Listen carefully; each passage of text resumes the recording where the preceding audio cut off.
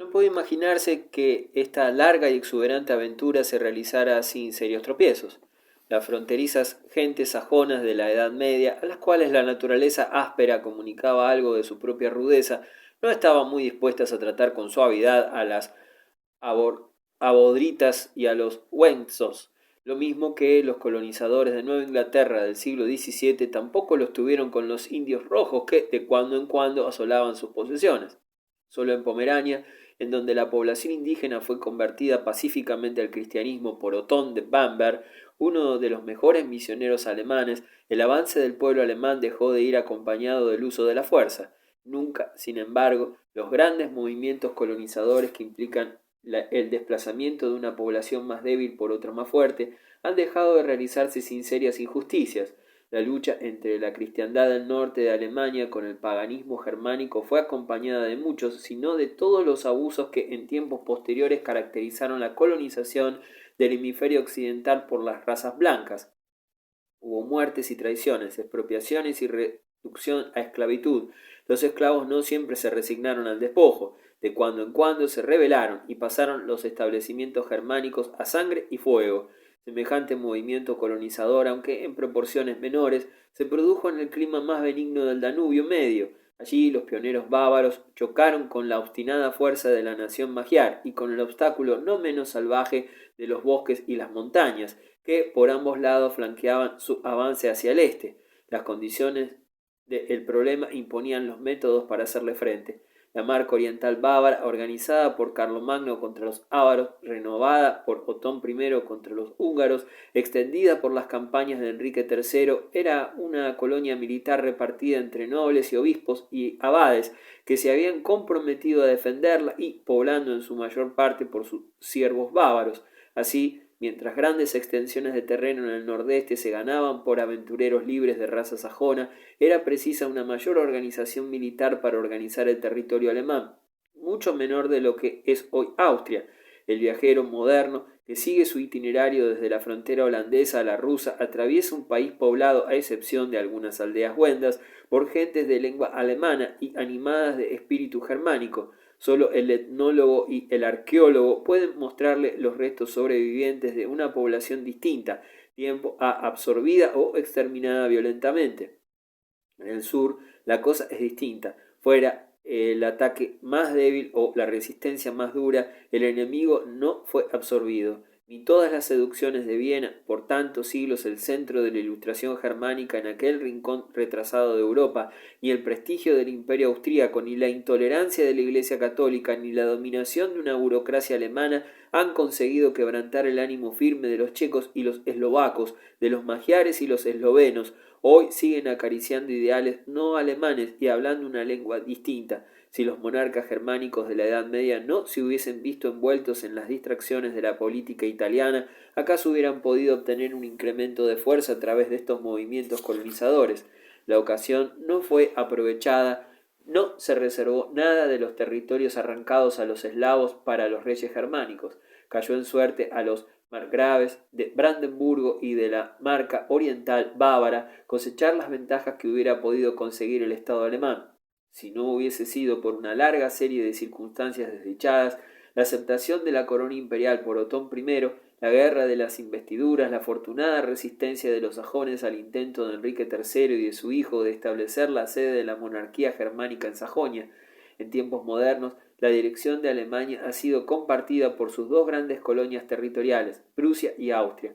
La progresión del movimiento del que surgieron estos estados tiene poco de común con las espectaculares guerras italianas y papales que constituyen el tema central de la historia alemana. Y con todo, ¿qué puede ser más importante en el pasado alemán que esa inmensa y secular emigración? Esa frontera movible de robustas familias campesinas continuamente avanzando hacia el este, talando bosques, roturando tierras,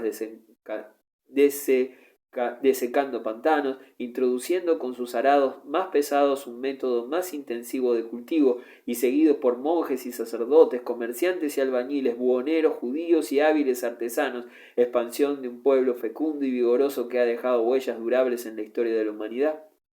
Un historiador francés ha comparado las fronteras del este y las del oeste del Imperio alemán durante la Edad Media. En el este, los magrebes combatiendo en el Elba, y en el oeste los prelados y sacerdotes del Rin. En el este, la raza germánica en su personificación más dura, más violenta, más emprendedora. En el oeste, el mismo pueblo suavizado por el gobierno eclesiástico, por la riqueza de las ciudades. Cuando la marea del germanismo avanzaba hacia el este, retrocedían en el oeste. El gran territorio intermedio que en la división del imperio carolingio entre los hijos de Ludovico Pío se había asignado a Lotario era un compuesto inestable de principados y ciudades, de los cuales unos eran latinos, otros germánicos, pero todos se hallaban incluidos a mediados del siglo XI dentro del Sacro Imperio Romano. A este imperio pertenece Alsacia y Lorena y los territorios que conocemos como Suiza, el Franco Condado y los Países Bajos. Además, el emperador Conrado II, 1024-1039, en parte por herencia, en parte por conquista, había entrado en posesión del reino de Arles, que comprendía Provenza, el Delfinado y Saboya, algunos de los territorios más clásicos de la civilización latina. Pero el imperio germánico se sostuvo difícil y precariamente en estas partes del área occidental pobladas por gentes latinas. Cuando la monarquía francesa aumentó su poder, el imperio empezó a ceder terreno, hasta que, al fin del siglo XV, el valle del Ródano, excepto Aviñón, había pasado a de la égida alemana a la francesa. Estos cambios se efectuaron sin grandes choques. En la Edad Media no era necesario contar con la posibilidad de una guerra franco-alemana. Los emperadores germánicos, cuando no estaban dedicados a sofocar rebeliones en sus propios dominios, tenían que hacer en Italia o en el este.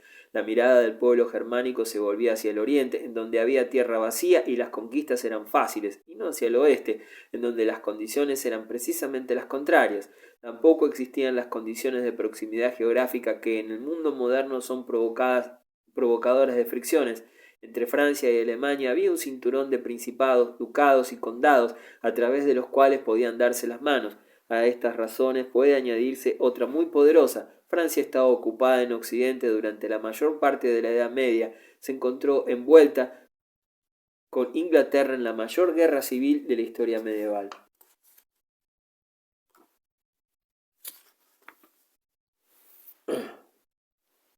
Capítulo 17. Los cimientos del gobierno inglés. En las condiciones dominantes en Francia en el siglo X, nada indicaba la fuerza o la unidad que iba a alcanzar más tarde. Para los franceses del norte, que hablaban la langue del Oil, la langue del Oc de Provenza y Aquitania era solo un grado menos extranjera que el céltico de Bretaña o que el idioma nórdico de Bayeux.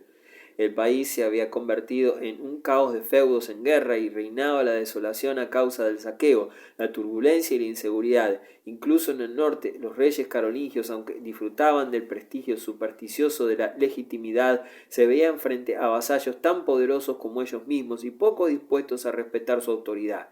En Aquitania o en Gascuña o en los condados de Barcelona y de Toulouse, el valor de ese rey fantasma como guardián de la paz o como director de la política era perfectamente nulo. Francia fue sacada de este estado de postración política por una nueva dinastía que tuvo, junto con otras cualidades valiosas, el mérito de proporcionar durante un período de 300 años un heredero legítimo varón para el trono.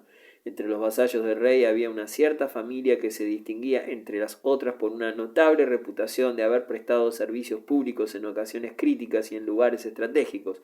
Roberto el Fuerte, conde de París, luchó durante 10 años contra los normandos y murió en el campo de batalla. La memoria de Eudes, su hijo, el héroe de la famosa defensa de París, 885-860, contra una gran armada escandinava, era igualmente ilustre. Por su gesta, Eudes fue recompensado con el ducado de Francia, una dignidad que el salvador de su patria pudo atreverse a cambiar por la propia monarquía en aquella época de ambiciones violentas. Pero los robertistas se distinguían tanto por su cautela como por su valor.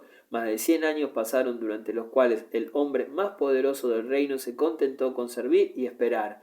En 987 dio la casualidad de que Luis V, el último varón superviviente en línea directa de la casa real, tuvo un fatal accidente de caza. Hugo Capeto, animado y ayudado por Adalberto, arzobispo de Reims, aprovechó la ocasión fundando una nueva dinastía que duró 800 años.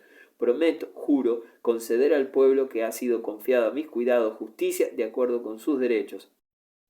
La larga duración de esta famosa dinastía podría deducirse que su estabilidad no fue nunca amenazada por serios peligros. No fue así. Los Capetos sin duda tenían dos grandes ventajas sobre cualquier competidor feudal. Poseían las plazas de París y Orleans, y así dominaban las aguas del Sena y del Loire.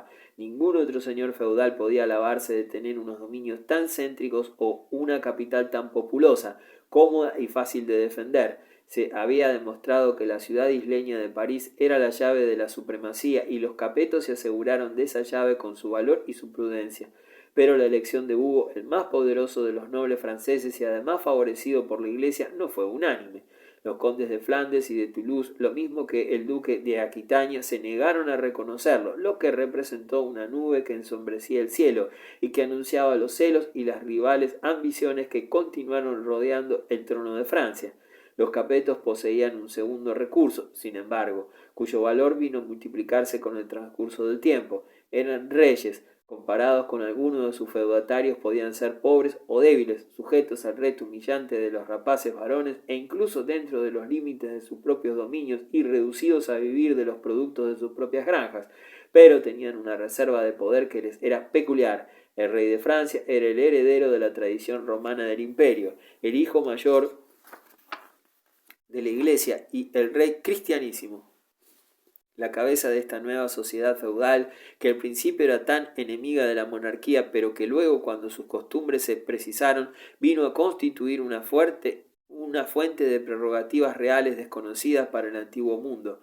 Sobre estas tres bases era posible para un teorizante erigir una fábrica imponente de derechos reales. Para el jurista feudal el rey era el soberano de soberanos, con derecho a su homenaje y a su fidelidad, a la ayuda y al consejo de sus vasallos, y a la vez el poseedor del dominio eminente del cual derivaba la posesión directa e indirecta de todas las tierras.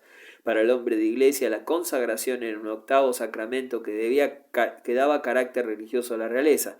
Para el legista romano no había límite para sus prerrogativas. Cuando Felipe de Reims, señor de Beauvois, jurista y poeta, escribió sus Coutumes de Beauvoisin en el siglo XIII, se hizo eco de la famosa máxima de la Roma imperial de que lo que placía a los príncipes tenía fuerza de ley. La longevidad, unida a la prudente costumbre de una dinastía de coronar siempre al hijo en vida de sus padres, dio a los cuatro primeros monarcas de la dinastía de los Capetos, 987-1108, el mejor derecho a ser considerados como bienhechores de su país. Pudieron escapar a la tempestad de la guerra de las investiduras, pues el Papa, ocupado con los alemanes, era demasiado prudente para obligar a Francia a formar en las filas de sus enemigos. Con una investigación demasiado minuciosa de sus costumbres, que era indudablemente simoníaca. Si aquellos soberanos no hicieron nada sensacional, en cambio, mantuvieron sus posiciones gobernando sobre todo a través de los obispos, aunque ellos mismos desplegaban gran actividad en una serie de campañas de menor importancia. Enrique I puede atribuirse un cálculo poco previsor y que tuvo trascendentales consecuencias. En la lucha entre Godofredo Martel de Anjou y el duque Guillermo de Normandía, el rey de Francia se puso del lado más débil y fue derrotado en las batallas de Mortimer y Varaville, 1054-1058. Estas fueron las primeras escaramuzas de un duelo que duró cerca de 400 años. La Iglesia había contribuido a la entronización de la nueva dinastía. Ahora debía dar su bendición al establecimiento de un trono en Inglaterra que, más que cualquier otro poder, debía amenazar con la desintegración de la Francia medieval, 1027-1087. Guillermo, duque de Normandía, no era precisamente un temperamento clerical. Se negó a tolerar el gobierno sacerdotal tanto en Normandía como en Inglaterra, pero, como otros conquistadores y estadistas, no despreciaba ninguna influencia, por remota que fuera, que pudiese ayudar a sus ambiciones. La curia romana estaba quejosa de la ineficacia y del espíritu de independencia de la Iglesia anglosajona. Guillermo, poco dispuesto como estaba a la aceptación de las ideas de Hildebrando, veía en el Papa un aliado útil en una empresa que había meditado larga y concienzudamente, y la conquista y el despojo de Inglaterra se llevó a cabo bajo el estandarte y santificado con la autoridad del Vicario de Cristo.